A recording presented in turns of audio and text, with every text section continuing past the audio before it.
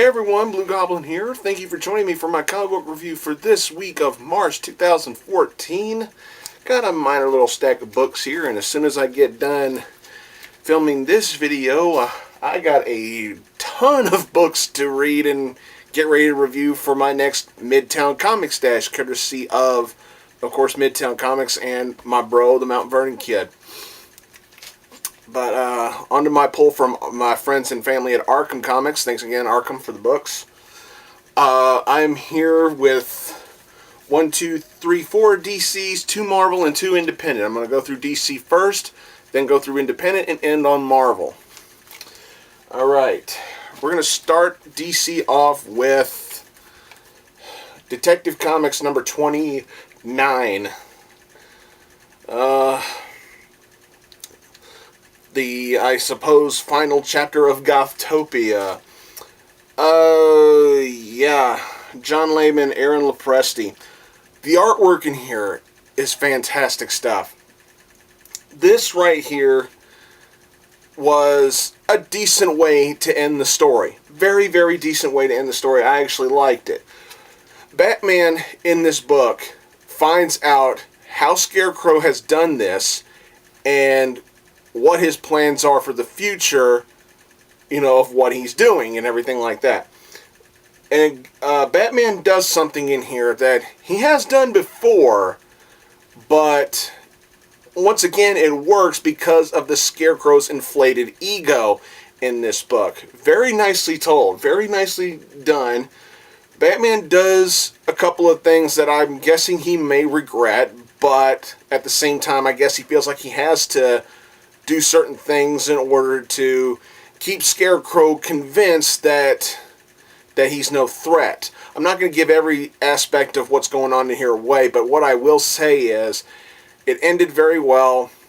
Good storytelling, decent twists, great artwork, just fantastic stuff. And it ends kind of sourly, actually. Now, that's not necessarily a bad thing.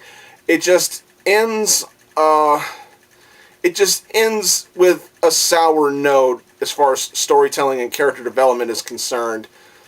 But I'm not saying that's bad. I'm just saying it's just one of those moments where you're just like, ah, damn. You know, it's just one of those kinds of moments, and I think you might enjoy reading this. This was a decent read. Nothing to jump up and down about, but it was good for what it was. It was good.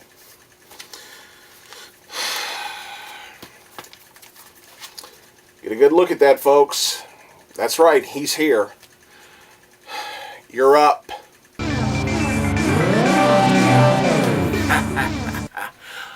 Oh, man. I ain't gonna be on here long. All I'm gonna say is Earth 2, number 21, was fucking amazing, see? Could not get enough of this.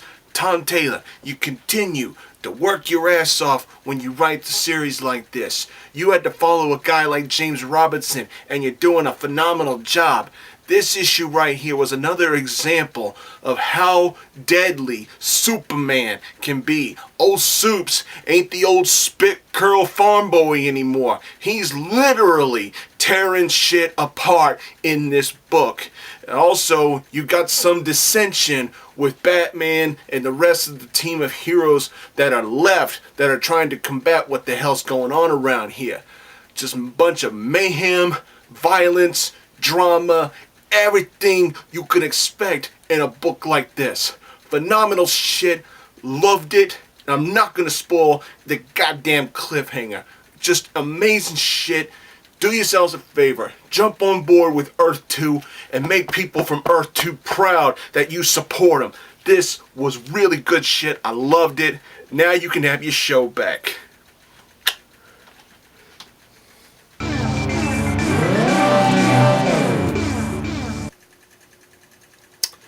Such a charming young fellow, isn't he? Well, at least he didn't get too out of line this time. So I do appreciate that. But, yeah, this was a good read. Fantastic stuff. Mr. Taylor, you're doing a great job with this. I know a lot of people still think James Robinson was the better writer. That's still up for debate based on just simple opinion. But the fact is, to me, well, it's not a fact, it's just my opinion. This has been a really good series. Very nicely done. Moving on to Green Lantern number 29, Abandon All Hope. I love these Billy Tan covers. I love Billy Tan's art. Robert Venditti does a great job with the writing here. Very, very great stuff. And I just got a note on my phone here.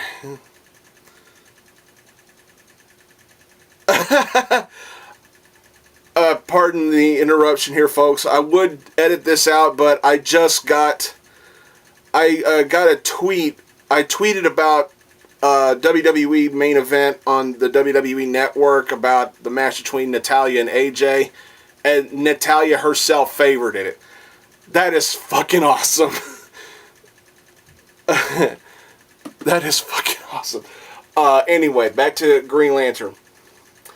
Robert Venditti does a solid job with the writing in here. I mean, there's all kinds of stuff. There's several different things going on in this one issue, but it's done very well. You got the stuff involving Hal Jordan, his, awkward goodbye from his brother and from the family that he's close to and everything. He explains that Simon Baz is part of a deal he made with the Red Lanterns to be the Green Lantern that protects Earth. He made a deal with the Red Lanterns saying, okay, Earth gets one Green Lantern to protect it, and they picked Simon Baz. So Simon Baz has to stay on Earth while Hal goes up and does his thing with the rest of the Green Lantern Corps. And then we got Saint Walker moping around on Mogo. Saint Walker still feels really, really depressed. He says he's not worthy to be a Lantern anymore. He's not worthy to wield that kind of power anymore. And then you really got to feel bad for the guy. When you experience something like he did, you really got to feel bad for him. Just all kinds of stuff going on. And then the next part, Hal's trying to fix what went wrong. That Durlan who shapeshifted into Hal to spread all that propaganda about the Green Lantern Corps. He's trying to fix that. I mean, several different things are happening in this book, and it's done very well. It's not just all thrown in your face and you got to try to absorb all the storytelling at once. It's done intricately. You got this point, then you got this point, and then you got that point. Very consistent, very well done. It's not the best stuff in the world, but it was done very well. It was done very well. Some good stuff, some really good storytelling, great artwork from Billy Tan. Just great art from Billy Tan, and that's all I'm going to say. I'm not going to ruin the rest of it. It's just good stuff. Yeah, not much else to say. I would say pick this book up. But I'm not gonna ruin the rest of what goes on in that book. I don't think I should. What, Shelly? My cat's in here. She's laying on my bed whimpering. Go back to sleep. All right, we're gonna end things off for DC with The Movement, number 10. Gail Simone, Freddie Williams II. Just good stuff, and I'm really going to be sad to see this book go. Freddie Williams II, his artwork is actually getting better. When this series first started, his artwork was kind of scratchy, and there was a lot of characters in here that kind of looked ogre-ish, and especially the policeman. But his artwork is getting better now that the storyline is progressing further along. And of course, Gail Simone is no slouch. I mean, this woman knows how to write her comic books. Just hit after hit after hit. She's a great writer. One of my absolute favorite writers, not just of today, but of all time. However, be prepared to gasp. I found one big flaw in this book. Catharsis. Now, before you sharpen your pitchforks and send me hate mail, you have to understand, I'm a Gail Simone fanboy too. And I realize that sometimes, yes, I may overrate her a bit. But that's what I choose to do because I'm such a big fan. But I wouldn't be me if I wasn't brutally honest. I had a big problem in this particular issue, and it involved catharsis. She finds the guy that Batgirl has been tracking down. And just shortly after she introduces herself to him, you know, she says, tell me your story. And then the next time we see them, they're fucking. What? Gail, I'm sorry. I love you, but are you serious? You're going to have Catharsis go up to this guy. She doesn't know who he is. She hardly knows anything about him. She just says, tell me your story. It must have been one hell of a story he told off panel. And then the next time you see him, they're screwing on a rooftop. And then once he's exposed for, you know, what he possibly is, he doesn't know everything he does. You know, it's like he's done horrible things, but he doesn't remember all the horrible things he does.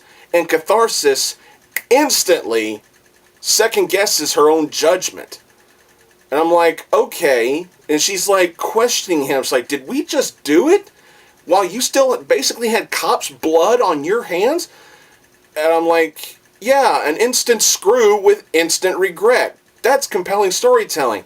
I had a really big problem with that. That just made Catharsis look kind of weak in the willpower department. You just go up and meet some random guy and then you fuck him. No, that don't work for me. I'm sure a lot of other people are probably like, that's fucking awesome. How dare you make fun of that? No, I'm going to be honest. My opinion is that made Catharsis look a little weak to me. It really did. She's supposed to be a strong character, and that just made her look a little gaga, you know, just like, oh, you're handsome. Let's fuck. No, that doesn't work. The rest of the stuff, especially with Barbara, you know, digging up some old memories the hard way. Ooh, nice stuff. Nice stuff. I loved the chemistry, if that's how you want to put it, the chemistry between Batgirl and the rest of the team. Very, very good stuff. We also learn a big thing about Tremor in here, but I'm not going to spoil what that is. Kinda, but who knows? That could lead to some interesting character development. This was a good book, despite the big major flaw with Catharsis that I just expressed. Very nicely done. It is Gail Simone. This right here is a perfect example proving that she's not as perfect or as godly as I may position her to be. So, please don't send me too much hate mail. And Gail, I'm sorry, but I know you watched my reviews. You've plugged it several times, and for that I do thank you. But I wouldn't be me if I wasn't being brutally honest. I didn't like what you did with Catharsis in here.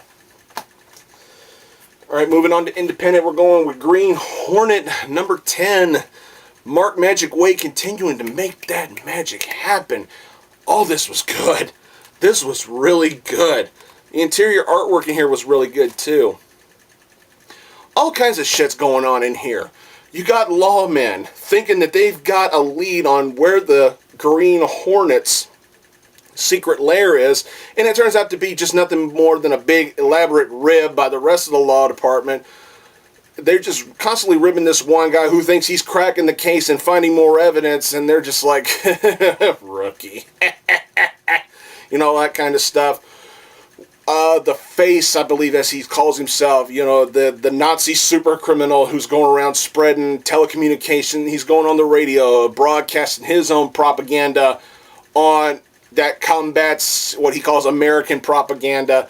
Just really good stuff, really good espionage stuff, really good, you know, how do I best put this? Really good depiction of the animosity our country had with the Nazis back at that point in time. A really good representation of that. We get to see just how ruthless Green Hornet can be when he's got his back against the corner, or his back against the wall, excuse me. Just fantastic stuff. Just really, really good stuff. And I just loved the cliffhanger at the end of the book. Just really good. Fantastic stuff. I'm not going to hardly give away anything else in here. Just fucking phenomenal stuff. Mark Waid working that magic like he always does. And this is going to be another series I'm going to be sad to see go. I just recently heard that this series is ending very soon. And it's going to be sad. But I'm going to enjoy it while I got it. Green Hornet number 10. I gotta recommend this series. If you haven't jumped on board yet, get it in trade or find the back issues. Do whatever you can to get on board with this series. It's really good. Moving along to Quantum and Woody, GOAT! Issue 0. We finally get a book about the GOAT! Ow! This was good! James Asmus, Tom Fowler, Alan Pasella, I'm not even going to try to butcher that name, but I got to give props to everybody who worked on here. This is the origin issue of the motherfucking GOAT! The GOAT! Man, the GOAT is the selling point of this series. I love this shit. This was pure fun. This was so much fun. I enjoyed the hell out of this. This was so good. We get to see how the GOAT came to be in the company of Quantum and Woody in here. We get to see Quantum and Woody as young children. There's something that they're, hanging out with their dad while he's trying to do a big scientific job for some douchebag and everything. We get to see how their dad came into the path of the villains that were in the first storyline for Quantum and Woody. Just really good stuff. We get to see how the GOAT got his superpowers. But the biggest part of all was the fucking last page. Oh my god. All I'm going to say is there's something that the GOAT does, and you don't see what he did until you get to the very last page. Oh my fucking Christ. You have got to read this book. If you're a fan of Quantum and Woody and you want to know more about the GOAT, you cannot ever even attempt to pass on this book. If you're a Quantum and Woody fan, you have to buy this. You have to read this. You are going to love this. And that last page made my eyes pop and my jaw drop. Fantastic stuff. Fun as hell. Great ending. Just fucking fantastic. I loved it.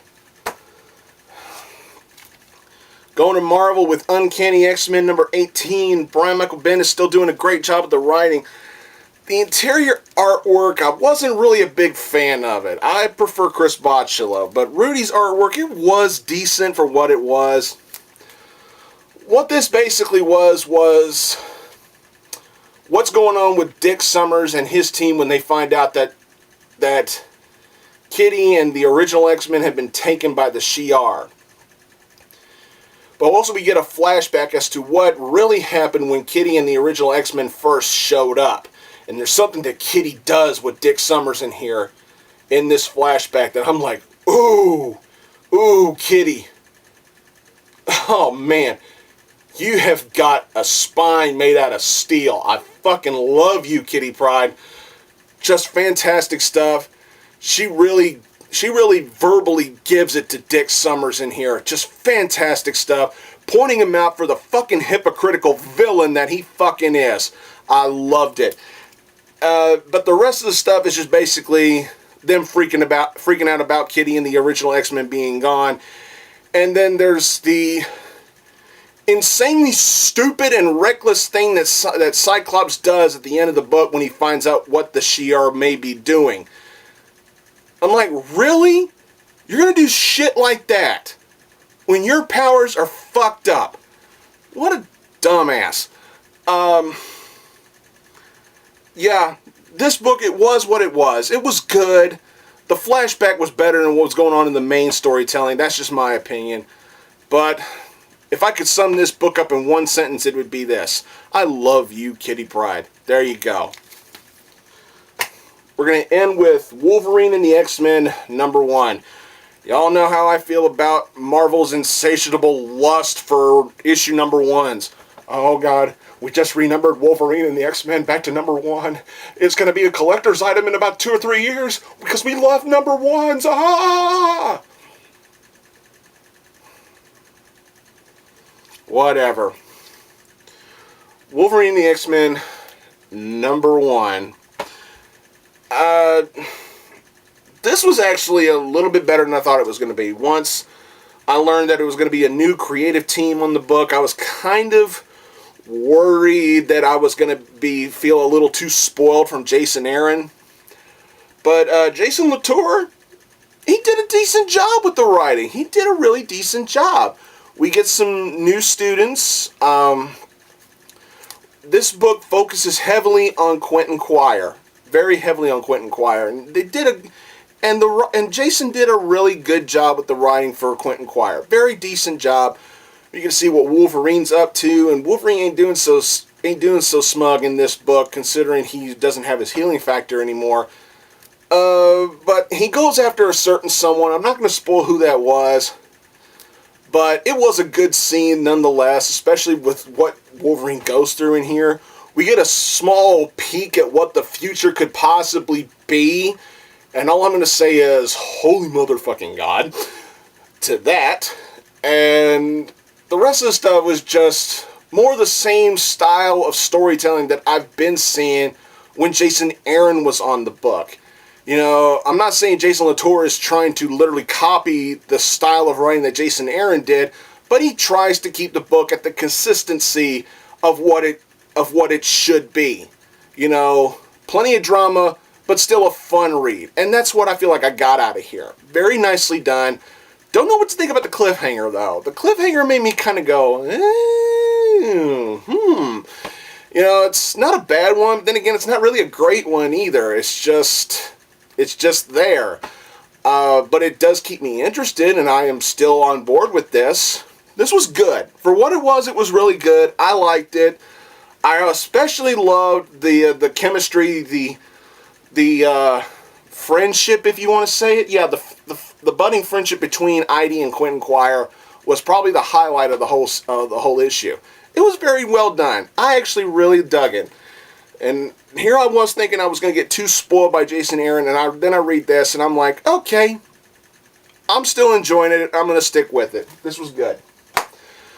Well, that's all I got for this week, everybody. I want to thank Arkham Comics for those books.